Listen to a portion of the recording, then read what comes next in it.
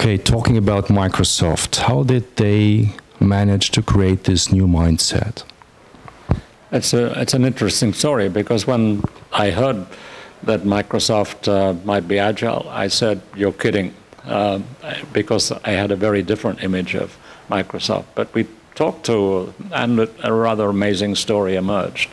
It's the story of a single individual in the Visual Studio group, Aaron Bjork, who in 2008 had brought a product to the marketplace and found that it was several years too late, and saw that if they continued in this way, they would always be too late, and that as an organization they were bound to fail if they continued in this way. So he said to himself, there must be a better way, and he heard about Agile ways of running things, Scrum, and so he tried it out in his team, and after some pitfalls it actually worked, and so he persuaded another couple of teams in 2009 to give it a try, and they tried it, it worked. So when in 2010 the management was frustrated because they were starting to notice that things weren't working well enough, fast enough, and they gave permission for this to be tried in the whole of the Visual Studio division. They didn't embrace it, they didn't order it, they didn't really welcome it, but they were so frustrated they were willing to try anything. And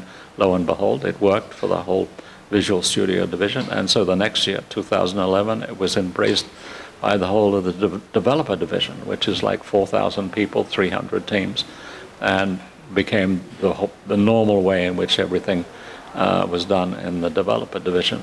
And then 2014, the whole of Microsoft was starting to feel this problem that things weren't moving fast enough, and they saw that the developer division was actually moving very fast, and they said, how do we get that? How do we become like the developer division? And so it started a whole movement within Microsoft to make the whole of Microsoft Agile. In 2015, the developer division had a mandate to carry this charge across the whole of the organization.